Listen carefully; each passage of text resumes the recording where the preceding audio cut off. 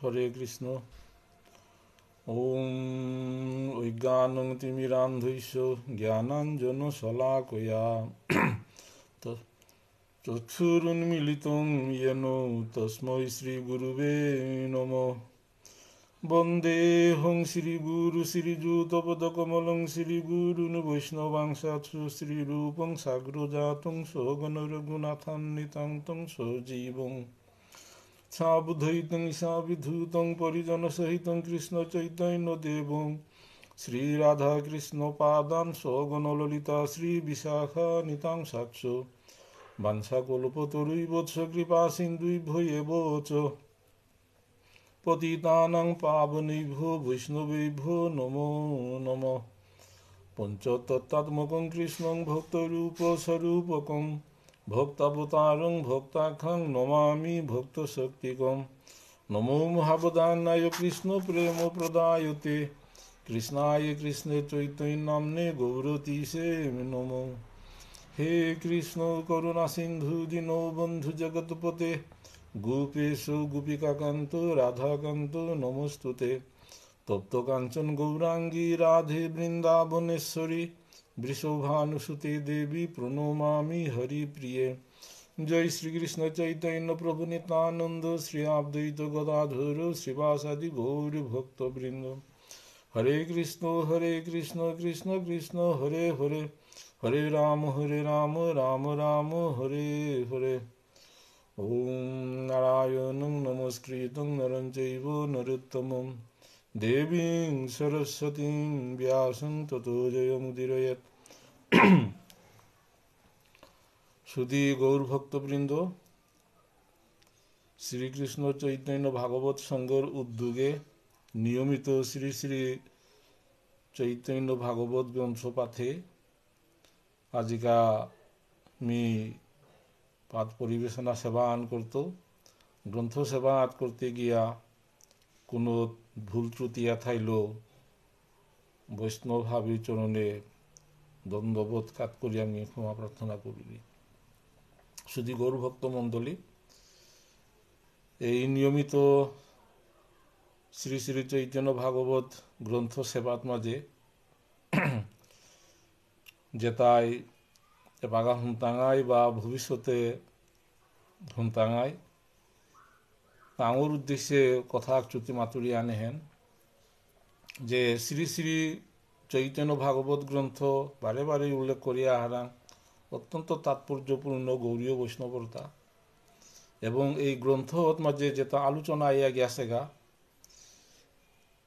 খুব তাৎপর্য গৌরাঙ্গ মহাপ্রভুর সেই নাম সংকীর্তন তৃণবাঞ্ছা ভাবকান্তি বিলাস, যে দ্বাপরের যে তৃণবাঞ্ছা শ্রীমতী রাধারানীর যে ভাবকান্তি বিলাস গৌরাঙ্গ মহাপ্রভু আস্বাদন করে এটা খুব তাৎপর্যপূর্ণভাবে ব্যাখ্যা করিয়া গিয়াছিগা। তো মোর একান্ত অনুরোধ খান যেটাই গৌরীয় বৈষ্ণব বিশেষ করিয়া সরগোস্বামী এবং গৌরাঙ্গ মহাপ্রভুর মত এবং পথ ইলইয়া যেটা সাধন ভোজন করতারা তাঙি শ্রী শ্রী চৈতন্য ভাগবত গ্রন্থ অধ্যয়ন করানি, সাধুসঙ্গ করানি, বারো চৈতন্য চরিতামৃত গ্রন্থ রসা সাধন করানি। আজিকার সেই নিয়মিত পাঠে আজিকা গৌরাঙ্গ মহাপ্রভুর সেই অলৌকিক লীলাবিলাস এবং সেই রসা সাধন যেটা করিয়া জানাঙ্গা আজিকার শ্রী শ্রী চৈতন্য ভাগবত গ্রন্থের মধ্যখণ্ডের সপ্তদশ অধ্যায়ে আমি আস্বাদন করতাঙাই বারে বারে মাতুরিয়া রেখে। এই রসা সাধন খুব তাৎপর্যপূর্ণ, অগাধ গৌরাঙ্গ মহাপ্রভুর সেই লীলাবিলাস অগাধ সমুদ্র, যেগোর ক্ষমতা আছে সেই সমুদ্রর মাঝে সাঁতার কাটিয়া হাতুরিয়া যেগোই যে রস কিঞ্চিত খানি আস্বাদন করে পারতারা। কারণও নেই আমি যতটুকু আমার সাধ্যমতো আমি দেনার চেষ্টা করতাঙাই এবং ভক্তমানায় যেটা আছি সেই গ্রন্থ পাঠ করিয়া সাধুসঙ্গ করিয়া গৌরাঙ্গ মহাপ্রভুর সেই অপাকৃত লীলাবিলাস আস্বাদন করার কাজে আমি হেইচা থৌরি অনুরোধ করি। আজকে নিয়মিত পাঠের সপ্তদশ অধ্যায়ে মধ্যখণ্ড সপ্তদশ অধ্যায়ে পৈলাকায় জয় জয় মহাপ্রভু শ্রী গৌর সুন্দর জয় নিত্যানন্দ সর্বশৈব কলবর। গৌরাঙ্গ মহাপ্রভুর জয় জয় নিত্যানন্দ প্রভু সেই গৌরাঙ্গ মহাপ্রভুর সর্বশৈব আর কি সবসময় গৌরাঙ্গ মহাপ্রভুর সেবা করিয়া যার গো ওতাপাড়া নিত্যানন্দ প্রভুর জয় জয়। মধ্যখণ্ড কথা যেন অমৃতের খণ্ড, যে কথা শুনিলে গুচে অন্তর পাসন্দ। কোন ভক্ত আই যদি কায় মনোবাক্যে গৌরাঙ্গ মহাপ্রভুর এই লীলাতা মধ্যখণ্ডের এই লীলাতা যদি ঐকান্তিকভাবে যদি শ্রবণ করে শ্রদ্ধা বিশ্বাস থইয়া তার ভিতরে ভক্তির উদয় ইতয় হন অবশ্যহান আর কি তার পাসন্দ এটাও আর কি গলিয়া জিতইয়া যদি একটু পরিমাণ শ্রদ্ধা বিশ্বাস যদি কারো থার। হেন মতে নবদ্বীপে প্রভু বিশ্বম্বর গুরু রূপে সংকীর্তন করে নিরন্তর। এসারে করিয়া গৌরাঙ্গ মহাপ্রভু নবদ্বীপে গুপ্তভাবে সংকীর্তন করে যারগা এপাগাও সেই সংকীর্তন বাহিরে প্রচার নাইছে শ্রীবাসঙ্গনে এবং তার পারিষদ কতগই এই সংকীর্তন করে জিতার আগা। এর আজিকার যে শ্রীকৃষ্ণ চৈতন্য ভাগবত সঙ্গ আমাদের ভক্তমানায় ডক্টর মানুষও মাতিয়া গেলগা এগোও সেই চৈতন্য ভাগবত সঙ্গ গো শ্রীবাস অঙ্গন হানে আর কি। কারণ যেহাতুরি নাম সংকীর্তন গৌরাঙ্গ মহাপ্রভুর লীলা কথা রাধা কৃষ্ণের লীলা কথা যেহেতু প্রচারর অহনই শ্রীবাস অঙ্গন হানে বলিয়া মাতিয়া জায়গা কোনো এর মাঝে এর কোনো মতান্তর থানোয়ারের। যখন করে প্রভু নগর ভ্রমণ সর্বলোক দেখে যেন সাক্ষাৎ মদন। সুতরাং হেন ব্যাখ্যা করানোর প্রয়োজন নেই। গৌরাঙ্গ মহাপ্রভু কতে আনতে চুনা বললে আর কি চুনা বলতে আর কি কামদেবরান্ত জিনিসে ওসারে রূপ খান আজান উলম্বিত ভুজ কনকাবতাত সংকীর্তন কপিতর কমলায়তাক্ষ বিশ্বম্ভর দ্বিজবর। যে মাতিয়া গিয়েছে গা আর কি আজানুলম্বিত আর কি তার আজানুলম্বিত দেহ গৌর কান্তি কলেবর এবং তার যে চেহারা অবয়ব সেই কামদেবরান্ত জিনিসে গো ওতাপাড়া গৌরাঙ্গ মহাপ্রভু গুরুরূপে নিগুড়ভাবে ঐকান্তিকভাবে শ্রীবাসঙ্গনে সেই সংকীর্তন করিয়া যারগা। যখন করে প্রভু নগর ভ্রমণ সর্বলোকে দেখে যেন সাক্ষাৎ মদন। ব্যবহারে দেখি প্রভু যেন দম্ভময় বিদ্যা বল দেখি পাশন্দিও পাই ভয়। গৌরাঙ্গ মহাপ্রভু যে পাগা বিদ্যা বিলাস করল ফুরকাকালে সেই তুলে গিয়া বিদ্যা অর্জন করলো ব্যাকরণ অধ্যয়ন করলো এবং নিজে যে পাগা তুলের অধ্যক্ষ গো ইল হতনা যে তার হন চিন্তা করলে সেই বিদ্যায়ের অহংকারী গৌরাঙ্গ মহাপ্রভু যে পাগা বিদ্যা বিলাস করলো তার মুহাত মাঝে কোনো আগেও আর কি বিদ্যার অহংকার দেখাতে নোয়াল্লা। কারণ গৌরাঙ্গ মহাপ্রভু যেহান মাত্রই হন আর কি শাস্ত্র ইলইয়া ব্যাকরণ ইলইয়া তা আন্দোলনে প্রতিষ্ঠা করে পারল।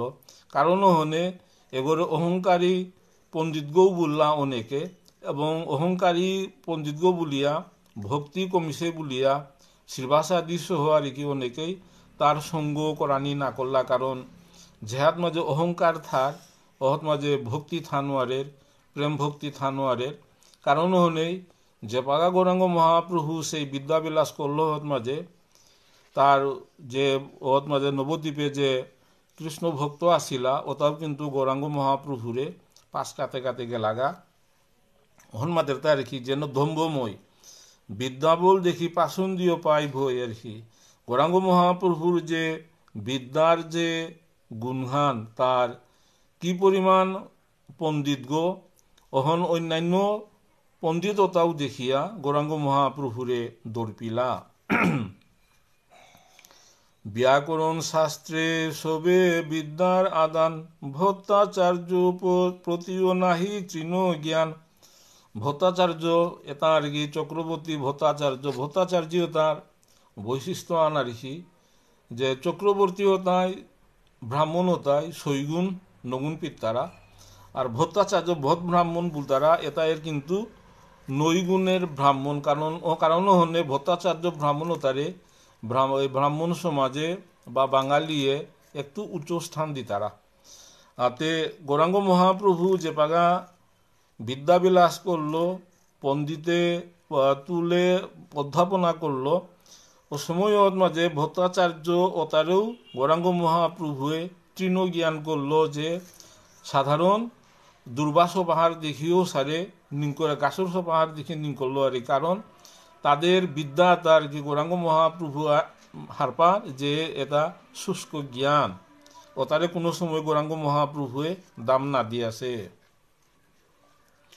নগর ভ্রমণ করে প্রভু নিজ রঙ্গে, গুরু রূপে থাকয়ে সেবক সব সঙ্গে। নগর ভ্রমণ করে এবং খুব নিগুড়ভাবে তার যেটা সেবক আসি পারিষদ আসি তাঙ্গুর লোকে গৌরাঙ্গ মহাপ্রভু সেই সংকীর্তন করে রসাস্বাদন করে। গৌরাঙ্গ মহাপ্রভুর যে লীলা, গৌরাঙ্গ মহাপ্রভুর যে কার্যকলাপ, তেইপাং মানুষে হারপিয়া ওনানে হারপানের কোনো ক্ষমতাও নেই। কিহান করে খান আগ্রহ হারপান মার তারা এসারে করিয়া গৌরাঙ্গ মহাপ্রভু সেই সময়ন বাসার সেই শুভক্ষণ বাসার কুম্পাগা যে উচ্চস্বরে নগর কীর্তন করে পারতাঙ্গা ইহান বিচারা সময়ন বাসার। পাসন্দি সকল বলে নিমাই পণ্ডিত, তোমারে রাজার আজ্ঞা আইসে তরিত। যেটা পাসন্দি, যেটা ভক্তিশূন্য শুষ্ক জ্ঞান, যেটা পাণ্ডিত্য দেখায় তারা, কিন্তু গৌরাঙ্গ মহাপ্রভুর লগে তর্ক করিয়া নোয়ার তারা। এবং গৌরাঙ্গ মহাপ্রভু যে পাকা কীর্তন করা নিয়েও করলো, রাতি যে পাক কীর্তন করা নিয়েও করলো, হরি সংকীর্তন করা নিয়েও করলো, এর মাঝে যে নবদ্বীপের যে পাসঞ্জি যেটা আসিলা ওটাই মাত্রার আঘাতি যে এপাগা যে আচরণ হান করোর কীর্তন করোর তোরে অবশ্যই মূল্যপতি এর মাঝে যৌবন রাজ আছে তা তোর অবশ্যই ডাক্তৈতি যেটা করোর ওটা সমাজের বিরুদ্ধ আচরণ করোর ওটা ইয়া তোরে কিতা রাজার অবশ্যই তোরে ডাক্তই গহে বলিয়া গৌরাঙ্গ মহাপ্রভুরে সরাসরি দৌড় দেখাই তারা তা।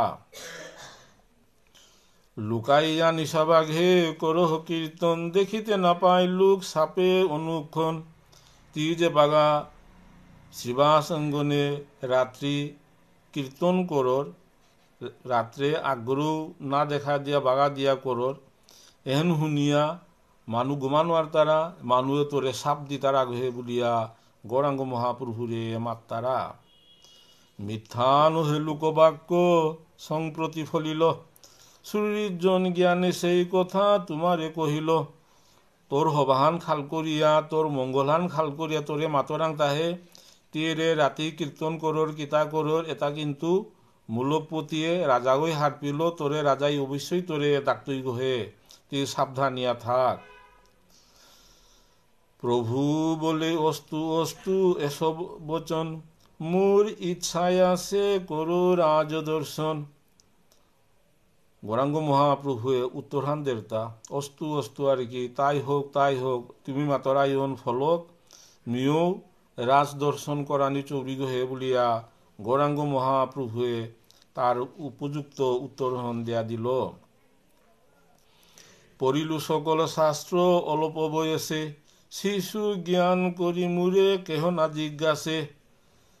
অল্প বয়সে শাস্ত্র জ্ঞান লাভ করলু, অনেক বিদ্যা অর্জন করলু, সৌগ বলিয়া মোরে আগ্রহও দাম না তারা রাজাই যদি মোরে দাখের আর কি ওতালেতে হবা নাই মিও রাজদর্শন মনে মনে খালকর উড়ি গহে বলিয়া যেতাই মাতলা তারে উপযুক্ত উত্তরহান দিয়াইল তা আকারে ইঙ্গিতে তা বুঝা দিল যে আর কি তাঙ্গি মাত্তারা হান এবং গৌরাঙ্গ মহাপ্রভু মাতেরা হান।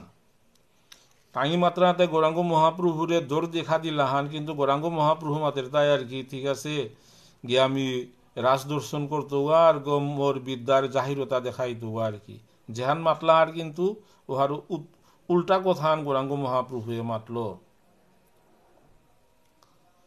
মুরে খুঁজে হেনজন কোথাও না পাং, যে বা জন মুরে খুঁজে মুই তাহা চাং।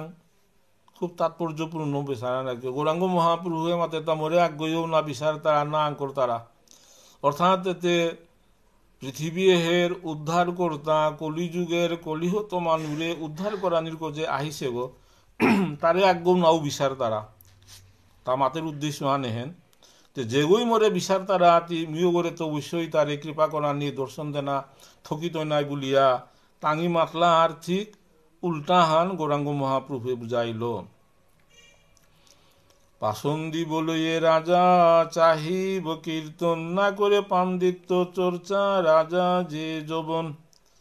তিমা তোর যে তোর কীর্তন হুনানির কাজে তোর পাণ্ডিত্য জানার কাজে যৌবন রাজাই তোরে মাতের তা নাবে বলিয়া সেই পাসন্দি নবদ্বীপর মানু তারে গৌরাঙ্গ মহাপ্রভু যে পাগা মাতলা তাহান মাতে তা তোর কীর্তন হুনারের কাজে মূল্যপতি যৌবন রাজ তোরে বিচারার্তা নাবে, তোর পাণ্ডিত্যর কাজে বিচারার্তা নাবে।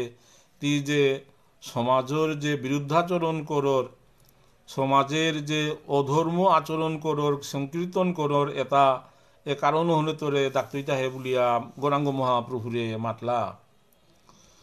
তৃণ জ্ঞান পাসন্দিরে ঠাকুর না করে আইলেন মহাপ্রভু আপন মন্দিরে। যেতাই তারে অভিযোগ করলা দৌড় দেখা দিলা ও তারে তৃণজ্ঞান করিয়া গাছর সারে তুচ্ছাতি তুচ্ছ করিয়া গৌরাঙ্গ মহাপ্রভু তার আলোয়ে মন্দিরে আহিল। প্রভু বলে হইল আজি পাসন্দি সম্ভাস, সংকীর্তন করে সবে দুঃখ যাও নাশ।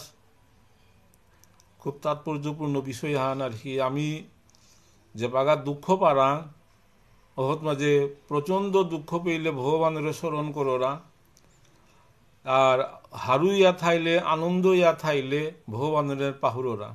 তো গৌরাঙ্গ মহাপ্রভুয়ের মাতের তা যে আজিকা পাসন্দিয়া আগর লগে পাসন্দির লগে আলাপিল মনহান খারাপিয়া বলগা ও তাই আর কি আহো মনে হেন দুঃখ নাশ করিক হাবিয়ে মিলিয়া কীর্তন করিক।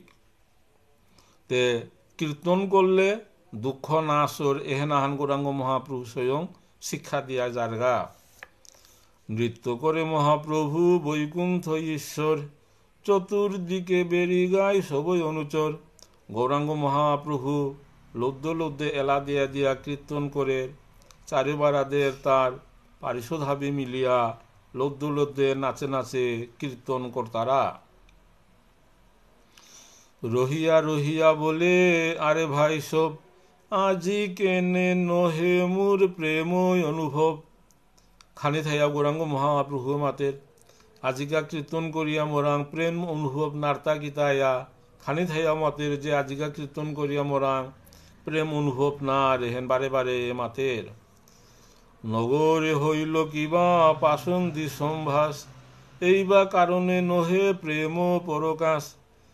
যে পাসন্দিয়তার লগে নগরে দর্শনীল এই পাসন্দির পাপের কারণে আজিকা কীর্তন করিয়া প্রেম উদয় নার প্রেম ভাব অনুভব নার অন্য সাত বলিয়া মাতের। তোমা সবাই স্থানে বা হইল অপমান, অপরাধ ক্ষমিয়া রাখো মোর প্রাণ। গৌরাঙ্গ মহাপ্রভু সেই দাস্যভাবে মাতের তা তোমার আমি অপরাধ করে বলবো হান নাকি তা পারিস তো তারা আজিকা কীর্তন করিয়া আজিকা প্রেম অনুভব নার্তা কি তাইয়া বলিয়া গৌরাঙ্গ মহাপ্রভু মাতের বারে বারে মি অপরাধ করিয়া থাইল মোরে ক্ষমা করে দেই বলিয়া সেই দাস্যভাবে গৌরাঙ্গ মহাপ্রভু সেই পারিষদ তারে মাতের। মহাপাত্র অদ্বৈত ভ্রুকতি করিয়া নাচে, কেমতে হইবে প্রেম নারা সূচি আছে। অদ্বৈত প্রভু সেই একটু ব্যঙ্গ করিয়া ভ্রুকুতি করিয়া নাচিয়া মাতের তা যে তোর যে প্রেম অহন অবধৃত হাবি শোষণ করে বেলল, যে প্রেম ভক্তি যেহান আছে অবধৃত শোষণ করা বেলানির কারণে তোরাঙে পাঙ্গা প্রেম উদয় নারতা বলি এটা একটু রহস্য চলে অবধৃত প্রভুয়ে মাতল। মুই নাহি পাং প্রেম নাপাই শ্রীবাস, তিলি মালি শোনে কর প্রেমের বিলাস। ওতায়া সেই তিলিমালি বলতে এর মাঝে সেই মানে জাত বংশ নিত্যানন্দের উদ্দেশ্য করেছেন, কারণ নিত্যানন্দের বংশ পরিচয় নেই এবং নিত্যানন্দ তোলপাগো বা এসারে ভাব আহান আর কি, তার লগে তি কীর্তন করন আনন্দ পার আর কি। আতে কারণও হনে মি তোর প্রেম হন মি শোষণ করে বেললু অহনে তি আর কি তোরাং প্রেম অনুভব নার্তা বুলিয়া অবধৈত প্রভুয়ে একটু ব্যঙ্গাত্ম করিয়া মাতল তার কি। অবধূত তোমার প্রেমের হইল দাস, আমি সে বাহির আর পণ্ডিত শ্রীবাস। খুব তাৎপর্যপূর্ণ। অবধূত তোমার প্রেমের হইল দাস, সেই অবধূত নিত্যানন্দ প্রভু তের প্রেমের দাস গো ইল, আমি শ্রীবাস এটা আমি বাহিরে গিয়া বলাঙ্গা। এবাগা তোর অবধূতের নিত্যানন্দই আর কি তোর আসল গইছে, তার লগে তি নাচিয়া প্রেম পেইতে আর কি বলিয়া এর মাঝে অবধৃত প্রভুয়ে তার মনের দুঃখ ইঙ্গিতে মাতেইল। আমি সব নহিলাং প্রেম অধিকারী, অবধূত আসি হইলা প্রেমের ভান্ডারী। সেই কৃষ্ণ প্রেমের ভান্ডারী অবধূত, সেই জাত নেই কুল হান না পারা উগা ইয়া তোর প্রেমের কান্দারি গো ইলগা। আমি তোর লগে আসি যে শ্রীবাস পণ্ডিত মি অবধূত আসি আর কি, আমি তাই না পেলাম। এবং নিত্যানন্দই সেই প্রেমের কান্দারি গইছে আর কি। এত খুব তাৎপর্যপূর্ণ বিষয় আহান। আমার তা হরিসংকীর্তনে আমার তা কীর্তন মাপুল তাই নিত্যানন্দ প্রভু। খুব তাৎপর্যপূর্ণ বিষয় আহান যে নিত্যানন্দ প্রভু কীর্তন মাপুগো, কিন্তু এর মাঝে শ্রী শ্রী চৈতন্য ভাগবতেও এর মাঝে অবধৃত প্রভুয়ে মাতের তা যে প্রেমের হইল দাস, অবধূত তোমার প্রেমের হইল দাস। এর নিগুড় বিষয়খানি আছে যেটা সাধুসঙ্গ তাৎপর্য নিগুড় বিষয়, এটা আমি আলাপ না করতাঙাই। খুব তাৎপর্যপূর্ণ আর কি যে নিত্যানন্দ কিসারে কীর্তন মাপু গইলতা, কিন্তু এর মাঝে ইঙ্গিতে অবধৈতে মাতিয়া গিয়াল গাতা যে অবধূত তোমার প্রেমের হইল দাস। তে কারণও নেই এই যে গৌরাঙ্গ মহাপ্রভুর যে কীর্তন, যে হরিনাম সংকীর্তন এবং কলিযুগে হরিনাম সংকীর্তন প্রচার প্রেম আস্বাদন এগুলি তাই নিত্যানন্দ প্রভু হাবি থাইলতা। নিত্যানন্দ প্রভুয়ে কীর্তনহান আরম্ভ না করলে, রাগাগো আরম্ভ না করলে কীর্তনহান আরম্ভ না রাখি। এত খুব নিগুড় বিষয়ান থাইলতা। কারণও নেই অবধৈতই এহেন একটু ব্যঙ্গোক্তি কল্যাণ পারাইছে আর কি, কিন্তু টাঙরে তা আর কি আমি উপলব্ধি করানির হারপানির কোনো উপায় নেই। গৌরাঙ্গ মহাপ্রভুর ইচ্ছা এটা হাবি অর্তা। তবে এর মাঝে ইঙ্গিত খান পারাঙ্গান যে নিত্যানন্দ প্রভু যে কীর্তন মাপুগো এক অবধৈতে এহেন মাতিয়া গিয়াছে গা। আমি সে বাহির অবধূত তোমার প্রেমের হইল দাস, আমি সে বাহির আর পণ্ডিত শ্রীবাস। মি অবধৈত এবং শ্রীবাস এটা আমি বাহিরে থাইলাম, অবধূতে তোর প্রেমের কান্দারি গো ইল, প্রেমের তা বাহন গো ইল বলিয়া গৌরাঙ্গ মহাপ্রভুরে অবধৈত প্রভুয়ে মাতের। আমি সব নহিলাম প্রেম অধিকারী, অবধূত আসি হইলা প্রেমের ভান্ডারী। তাৎপর্যপূর্ণ হান অবধূত নিত্যানন্দ প্রভু সেই প্রেমের ভান্ডারী গো। যদি মুরে প্রেম যুগ না দহ গুসাই, সুশিব সকল প্রেম মোর দোষ নাই। ওতাইয়া আজিকা কীর্তনে তি প্রেম অনুভব না করর, মি হাবি শোষণ করে বেললু আমারে যদি প্রেম নাদর, কৃষ্ণ প্রেম নাদর, ওতাইলে তোর প্রেম মি হাবি শোষণ করে বেলতো বলিয়া অবধৈত প্রভুয়ে মাতের। চৈতন্যের প্রেমে মত্ত আচর্য গুসাই, কি বলিয়ে কি করে কিছু স্মৃতি নাই। এহেন কীর্তন করে করে অদ্বৈত প্রভুয়ে যে ভাগ্য জ্ঞান হারিয়া মাতের হান কিহান মাতের হান কিহান করে হান হান নাপার বলিয়া গ্রন্থকর্তা বৃন্দাবন দাসে মাতের সর্বমতে কৃষ্ণ ভক্ত মহিমা বাড়ায় ভক্তগণে যথা বেচে তথায় বিকায় কৃষ্ণ ভক্তি হনের হি ভক্তই বেলি তারা হান যেহাই কৃষ্ণ ভক্তই যেহাত বিলি তারা ওহত কৃষ্ণ প্রেম ভক্তি হন ওহত থারখানে বলিয়া মাতে মাতের যে ভক্তি প্রভাবে কৃষ্ণে বেচিবারে পারে সে যে বাক্য বলিবে কি বিচিত্র তারে কৃষ্ণ ভক্তি বিলানি প্রচার করানি ওহন একমাত্র কৃষ্ণই পারে হান অথবা গৌরাঙ্গ মহাপ্রভুর তার ইচ্ছা হান আর কি তার ইচ্ছা ছাড়া কীর্তাবর্তা নাবে এই যে ঘটনাহান ইয়া জায়গা আর কি এর মাঝে এখন কিন্তু গৌরাঙ্গ মহাপ্রভুর ইচ্ছাই অরহান বলিয়া ভক্তই নিকর তারা এবং সেই বৃন্দাবন দাসে নিকরের হান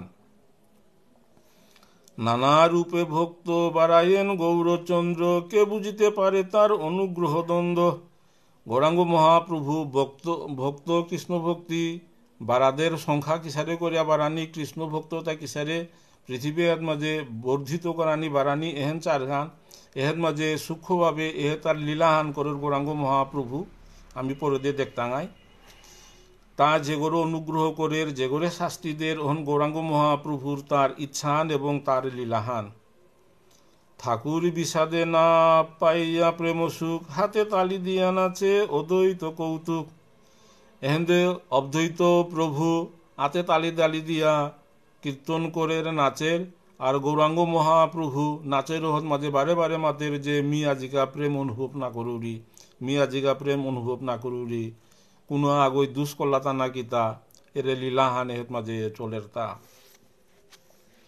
অদ্বৈতের বাক্য শুনি প্রভু বিশ্বম্বর আর কিছু না করিলা তার প্রত্যুত্তর অদ্বৈত যে বাগা মাতলো যে তিয়া মারে কৃষ্ণ প্রেম না দিয়া নিতানন্দরে দাইলে কারণ হনে তরাং যে প্রেমান আছে মি হাবি শোষণ করে বেললু বলিয়া যে ইঙ্গিতাহান করল এর প্রত্যুত্তর গৌরাঙ্গ মহাপ্রভুয়ে কীর্তাবনা মাতল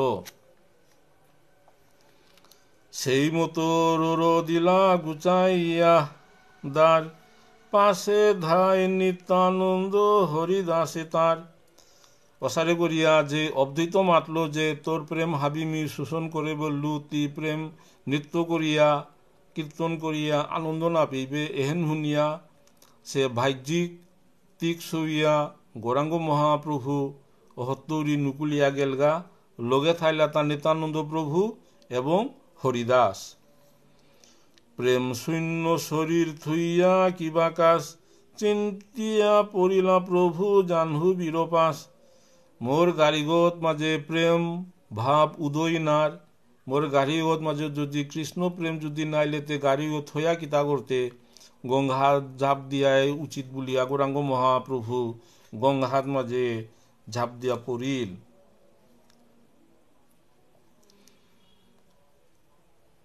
নিত্যানন্দ হরিদাস ঝাপ দিলা পাশে আথে বেথে নিত্যানন্দ ধরিলেন কেসে গৌরাঙ্গ মহাপ্রভু যে কৃষ্ণ প্রেমহীন দেহ থয়া কিতা তু বলিয়া গঙ্গাহাত যে পাগা ফান্দিল লগে লগে আসিলা নিত্যানন্দ প্রভু এবং হরিদাস ঠাকুর তাঙ্গিও ফান্দিয়া গৌরাঙ্গ মহাপ্রভুরে উদ্ধার করানোর কার্যে বলিয়া গঙ্গাহাত ফান্দিলা আছে বেথে নিত্যানন্দ ধরিলেন কেসে চরণ চাপিয়া ধরে প্রভু হরিদাসে গিয়ায় গৌরাঙ্গ মহাপ্রভুরে সে চুন দিগলি সে চুনে গিয়া দলগাতা নিত্যানন্দ প্রভু এবং জাংহানি দে হরিদাস প্রভুয়ে ধরিয়া গঙ্গাহাত তুলিয়া আল্লাহ দুইজনে ধরিয়া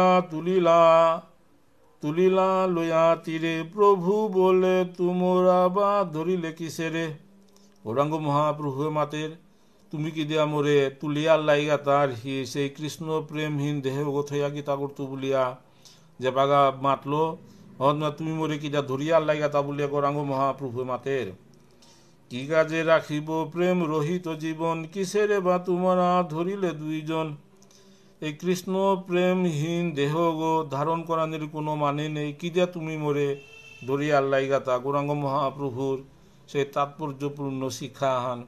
কৃষ্ণ প্রেমহীন জীবন, কৃষ্ণ প্রেমহীন যে আচরণ, এটার অর্থ নিরর্থক এবং এই জীবন ধারণের কোনো সার্থকতা নেই। গৌরাঙ্গ মহাপ্রভু সেই শিক্ষান দিয়া যার গাতা যে কৃষ্ণ প্রেমহীন জীবন অন্থয়া কিতা করতে বলে তা গঙ্গাহাত ঝাপ দিল গা।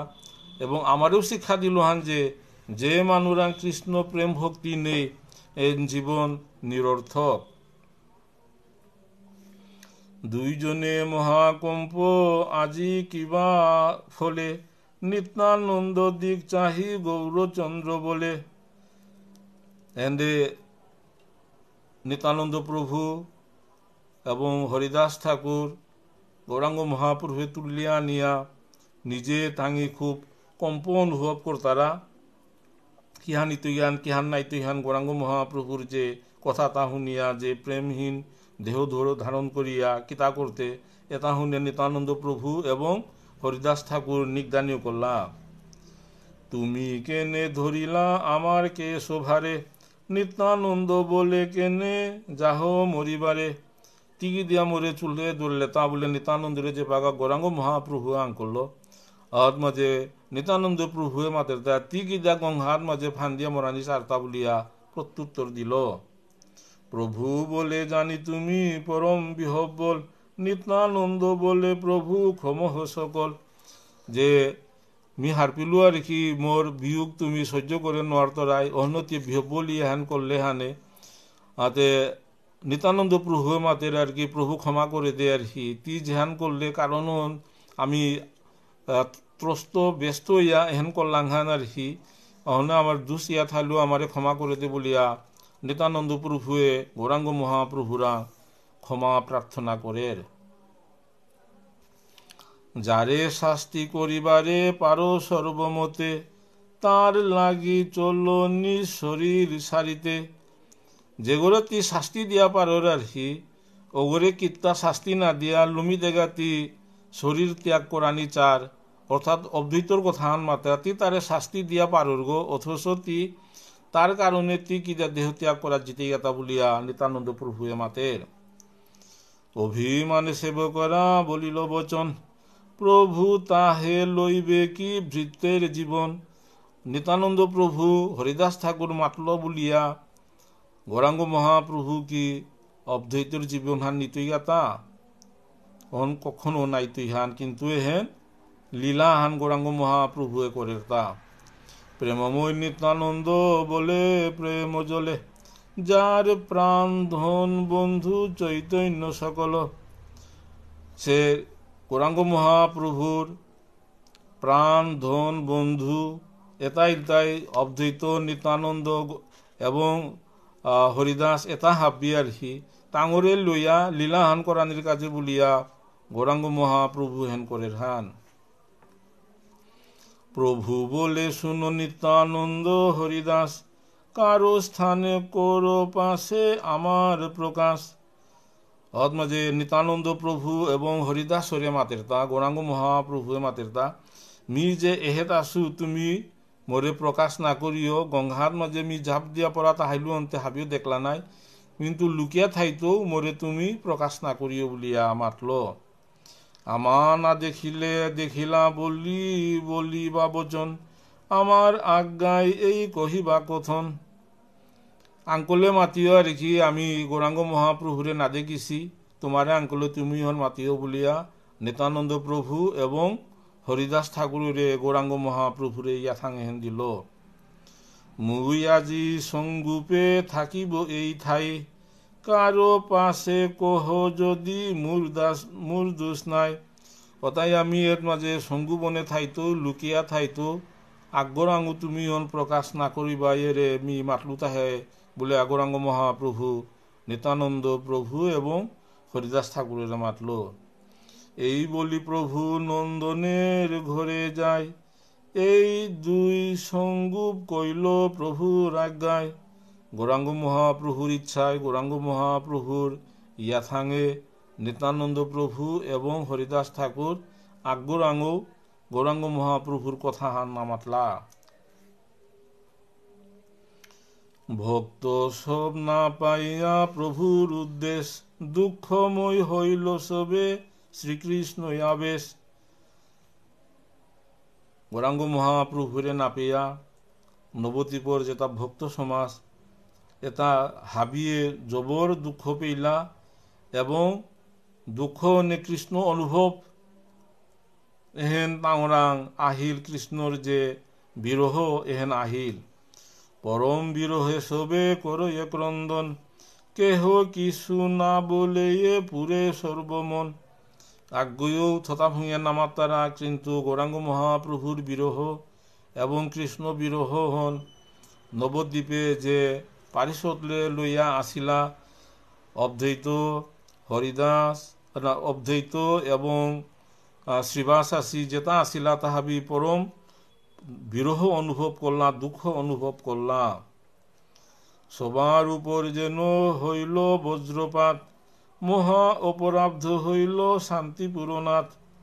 শান্তিপুরনাথ অদ্বৈত প্রভু মুরগত বজ্রহান পরিল পারা, গৌরাঙ্গ মহাপ্রভুরে না দেখিয়া তা মুরগত বজ্র পরিল পারা সারে বিরহ অনুভব করে, দুঃখ অনুভব করল। তা অপরাধ হইয়া প্রভুর বিরহে উপবাস করি গিয়া থাকিলেন গৃহে।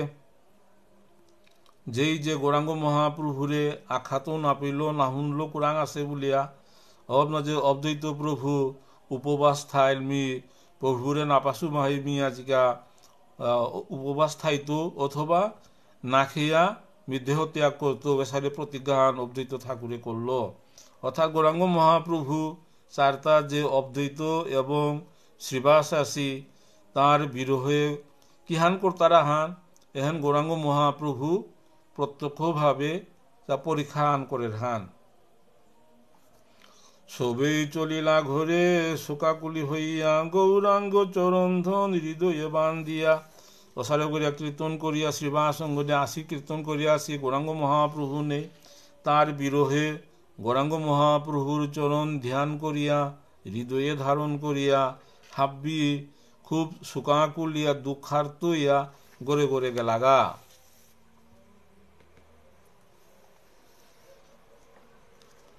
ঠাকুর আইলা নন্দন আচার্যের ঘরে, বসিলা আসিয়া বিষ্ণু খত্তার উপরে। নন্দন আচার্যর ঘরে যে তার বিষ্ণু খত্তা বিষ্ণুর যে পূজা করে যে ফামহান আসনহান আছে ওহতাইয়া গৌরাঙ্গ মহাপ্রভু কাহিলগা। নন্দন দেখিয়া গৃহে পরম মঙ্গল, দ্বন্দ্ববৎ হইয়া পড়িল ভূমিতল। ঘরে আইয়া গৌরাঙ্গ মহাপ্রভু সের পূজাস্থলিত বিষ্ণু খাত্তার মাঝে কাহিছে গান দেখিয়া নন্দন আচার্য খাল করল বরম মঙ্গল মই লক্ষণ খান। গৌরাঙ্গ মহাপ্রভু মোর ঘরে আইছে বলিয়াছে অষ্টাঙ্গ ভূমিতল অষ্টাঙ্গ দ্বন্দ্ববতিয়া গৌরাঙ্গ মহাপ্রভুরে সেই নন্দন আচার্যই ভক্তি করল। সত্তরে দিলেন আনি নূতন বসন্তী, তা বস্ত্র এরিলেন শ্রী সচিনন্দন।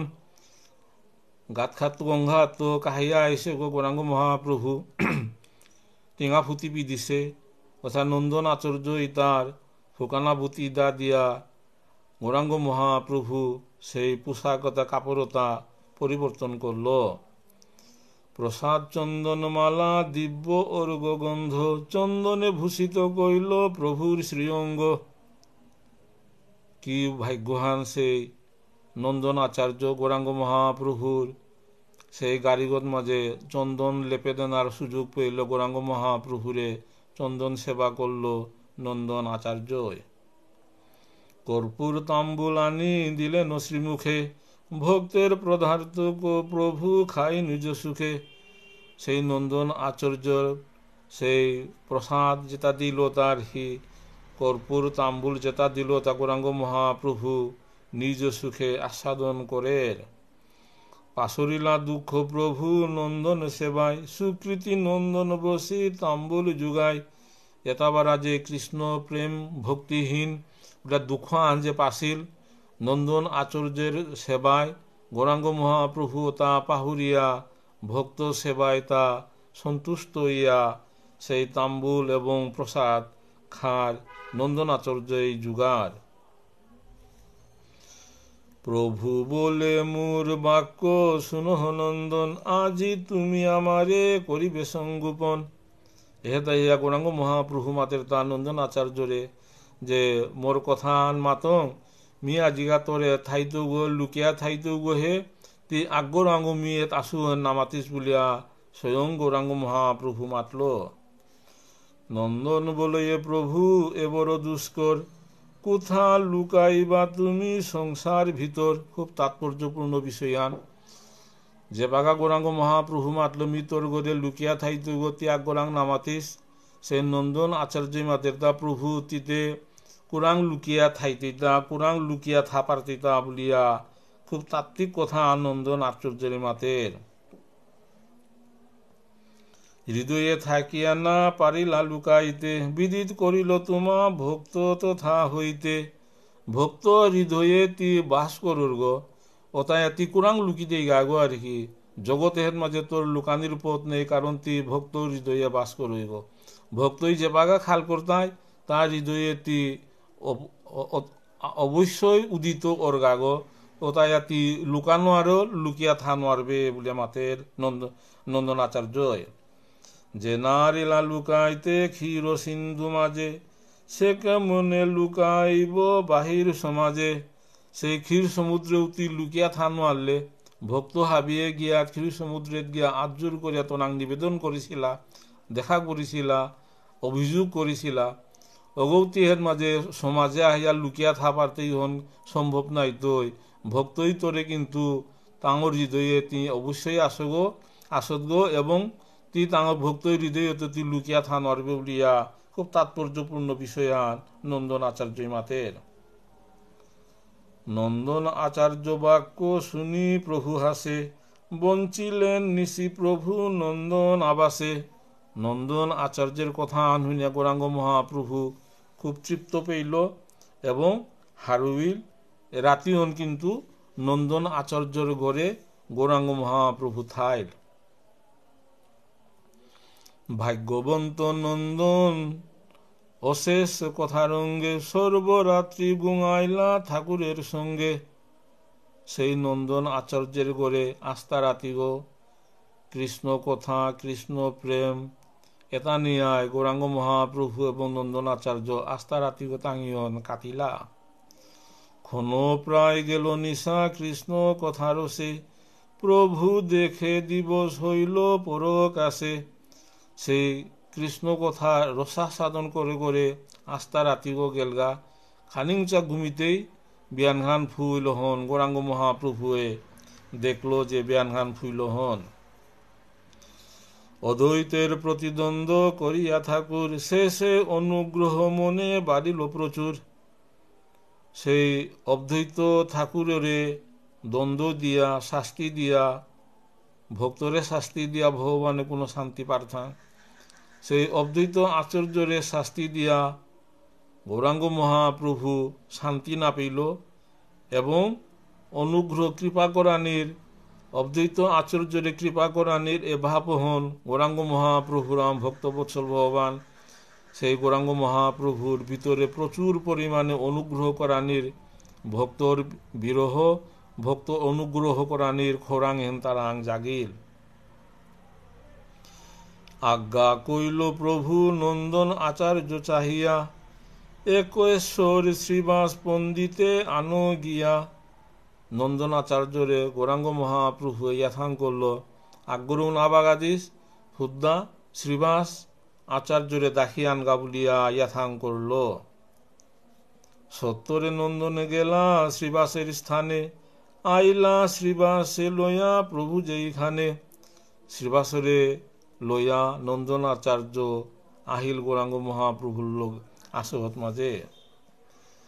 প্রভু দেখি ঠাকুর পণ্ডিত কাঁদে প্রেমে প্রভু বলে চিন্তা কিছু না করি মনে।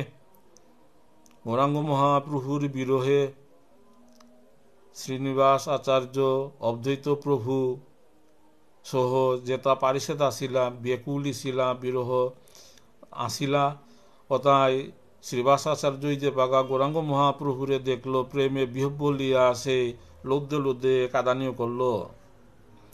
মাঝে গৌরাঙ্গ মহাপ্রভু মাতে চিন্তা না করি কি দিয়ে কাদরতা বলিয়া তারে আশ্বাস দিল।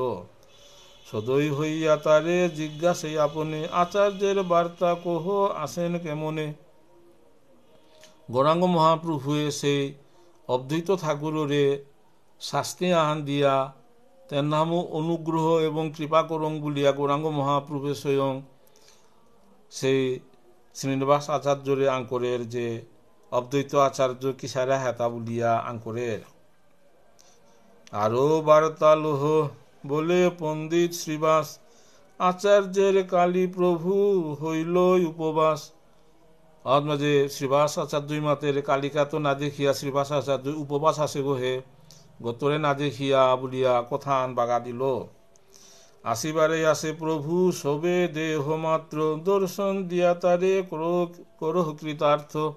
তোর বিরহে অদ্বৈত আচার্য জানহান জারগা জারগা প্রাণ নুকুলের অসারে অবস্থার তোর বিরহ মানে প্রচণ্ড বিরহ অনুভব করিয়া অদ্বৈত আচার্য আসে দয়া করিয়া তারে কৃপা কর তারে রক্ষা কর বলিয়া সেই শ্রীনিবাস আচার্য গৌরাঙ্গ মহাপ্রভুরে অনুরোধ করল। অন্যজন হইলে কি আমরাই সহি তোমার সে সবই জীবন প্রভু বহি। এটা হাব্বি তোর তাহে মি কি গো শ্রীনিবাস আচার্য মি কি গো অদ্বৈত আচার্য আর কি এটা হাব্বি তোর তাহে আর কি তোরে সারা তাঙি আমি জিংতাইয়া পারো রাংথাং বলিয়া শ্রীবাস আচার্য গৌরাঙ্গ মহাপ্রভুরে এর মাতল। তোমা বিনা কালী প্রভু সবারও জীবন মহাসূচ্য বাসিলাম আসে কি কারণ। আর কালিকা যে তোর বিরহে আমি যে কতিহান্তে দুঃখ পেলাম কতিহান্তে কষ্ট পেলাম মাতানির উপায় নেই। এবং অদ্বৈত আচার্য কোনো মতে জানহান দরিয়া আসে গো তারে দর্শন দিয়া তারে জিংতা কর বলিয়া শ্রীনিবাস আচার্যই গৌরাঙ্গ মহাপ্রভুরে নিবেদন করল। যে দ্বন্দ্ব করিলাম বচন অনুরূপ এখানে আসিয়া হও প্রসাদ সম্ভুক। যে দ্বন্দ্বহান দিলে যে শাস্তিহান দিলে আর কি তিয়া আহিয়া হেন কৃপা করিয়া দর্শন দিয়া শাস্তি তুরি মুক্তি দিয়া দে এবং অদ্বৈত আচার্যরে চিন্তা করে দে বলিয়া শ্রীনিবাস আচার্য গৌরাঙ্গ মহাপ্রভুরে মাতের। শ্রীবাসের বচন শুনিয়া কৃপাময় চলিলা আচার্য প্রতি হইয়া সদয়। অদ্বৈত আচার্যর এই অবস্থান হলিয়া গৌরাঙ্গ মহাপ্রভুর সেই করুণা সিন্ধু দয়ার সাগর সহ্য করে নেওয়ার ভক্তর যে দুঃখ তা স্বয়ং শ্রীনিবাস অদ্বৈত আচার্যরে দর্শন দেনাথ গেলগা। মূর্ছাগত আসি প্রভু দেখে আচার্যেরে মহা অপরাধী হেন মানে আপনারে। তার বিরহে সেই মূর্ছাপ্রাপ্ত রয়েছে আর কি কোনো মতে দেহ ধারণ করিয়াছে অবস্থান দেখিয়া অদ্বৈত আচার্যের অবস্থান দেখা গৌরাঙ্গ মহাপ্রভু জবর নুঙি না পাইল এবং এহেনও লোক শিক্ষা হান আর কি প্রভুর বিরহে আমি যদি এসারে বিরহান্বিত নারাং সুখ অনুভব না করো না তাইলে কি সারে ভগবানরে লাভ করতাম আইতা। তো অদ্বৈত আচার্য প্রভুর বিরহে আর কি প্রায় অস্থগত প্রাণ অহন দেখিয়া গৌরাঙ্গ মহাপ্রভু স্বয়ং আহিয়া করুণা সিন্ধু অদ্বৈত আচার্যরে কৃপা করে দিল। প্রসাদে হইয়া মত বলে হুঙ্কারে পাইয়া প্রভুর দ্বন্দ্ব কম্প দেহ ভারে। মাঝে গৌরাঙ্গ মহাপ্রভু যে হুঙ্কার দিয়া যে পাগা মাতল অদ্বৈতরে ডাকল মাঝে সেই মহাকম্প অনুভব করল অদ্বৈত ঠাকুর এবং আসিয়তাও দেখিয়া প্রভু সদয় প্রভু বলে উত্তর উথ আচার্য হেরো আমি বিশ্বম্ভর। আচার্যের অদ্বৈত আচার্যরে মাতের আর কি মি বিশ্বম্ভর গৌরাঙ্গ আহিলু বিশ্বম্বর আহিলু তিকি দিয়া এই অবস্থা আতা হাতা উদ বুলিয়া গৌরাঙ্গ মহাপ্রভু স্বয়ং অদ্বৈত আচার্যরে ইয়াথাং করল। লজ্জায় অদ্বৈত কিছু না বলে বচন, প্রেম যুগে মনে চিত্তে প্রভুর চরণ। লাসপিয়া অদ্বৈত আচার্য কীর্তন আমাদের কিন্তু মনে মনে গৌরাঙ্গ মহাপ্রভুর চরণ ধ্যান করে অদ্বৈত আচার্য। আরবার বলে প্রভু উথ আচার্য, চিন্তা নাহি উথি করো আপনার কার্য। যে গৌরাঙ্গ মহাপ্রভু মাতের চিন্তা না করি চালাকিয়া উদ কিতা গীতা থকানি ঠকর আজিকার কামে তাহাবি কর বলিয়া গৌরাঙ্গ মহাপ্রভু অদ্বৈত আচার্যরে বারে বারে মাতের। অদ্বৈত বলয়ে প্রভু করাইলা কার্য, যত কিছু বল মুরে সপ্রভু বাহ্য। অদ্বৈত আচার্য মাতের আর কি যে আচার্য আসানো কামাহান করিলে মরে যেতা মাতর, কিন্তু এটা হাব্বি বাহিরা তাই সে ভিতরে তি আর কামাহান করর তা বলিয়া গৌরাঙ্গ মহাপ্রভুরে মাতের। মোরে তুমি নিরন্তর লওয়াও কুমতি, অহংকার দিয়া মুরে করাও দুর্গতি। খুব তাৎপর্যপূর্ণ বসিয়ান। অদ্বৈত আচার্য মাতের তা মোরে তি অহংকার হান দিয়া কুমতি দিয়া মোরে তি ত্যাগ করর, এবং অন্য মানুরে তি কৃপা দিয়া তি তাঁরে গ্রহণ করর। মোরে কুমতি দিলে মোরা অহংকার হান আহিল, ও মোর অহংকারের কারণে মিতি মোরা আবার মোরে শাস্তিদের মোর দুর্গতি করে দের বলিয়া গৌরাঙ্গ মহাপ্রভুরে মাতের। সবাকারে উত্তম দিয়াস দায় স্বভাব, আমারে দিয়াস প্রভু যত কিছু রাগ। হাব্বিরে দাস্য ভাব দিয়া সেবা করানির সুযোগ দিয়াস, মোরে কিন্তু তীখান দিয়া অহংকার হান দিয়া তোরাং তো মোরে অপরাধ করানি, তোরাং অপরাধ করানির পতেতা করে দিয়া মোরে অপরাধ করবার তা বলিয়া অদ্বৈত প্রভুয়ে গৌরাঙ্গ মহাপ্রভুরে মাতের। লোয়াও আপনে দ্বন্দ্ব করা হো আপনে, মুখে এক বলো তুমি করো আর মনে। এটা গৌরাঙ্গ মহাপ্রভুর লীলা। আগুও হারপানির জানাবে সেই অদ্বৈত আচার্য সেই বিষ্ণু তত্ত্ব তা পেয়া উপলব্ধি করে নোয়ারের সাধারণ মানুষ কথা তার দা কি তার হি। এর মাঝে অদ্বৈত আচার্য মাতের তার হি যে মোরে তি থতাহাত মাতর হান মোরে করুয়ার তার আগাহান আর হি। মোর যে প্রাণ ধন দেহ মন সব কিছু মোর, তবে মুরে দুঃখ দাও ঠাকুরালি তোর আর কি। এটা মোর দেহ প্রাণ মন এটা হাব্বি তোরতা, কিন্তু মোরা অহংকার হান দিয়া তি মোরে এই অপরাধতা করুইয়া মোরে তিতের নাম দুঃখ দের তার হি বলে মাতে গৌরাঙ্গ মহাপ্রভুরে মাতের। হেন করো প্রভু মুরে দাস্য ভাব দিয়া, চরণে রাখো দাসী নন্দন করিয়া। এটা হাবি করলে কিন্তু মোরে দাস্য ভাব দিয়া তোর চরণ সেবার অধিকারীকে করিয়া মোরে থ বলিয়া অদ্বৈত আচার্য গৌরাঙ্গ মহাপ্রভুরাং নিবেদন করেন। সুদীপ গৌর ভক্ত বৃন্দ, প্রায় ঘন্টা আন টিয়া জায়গা, এর মাঝে বিশ্রামাহান আছে।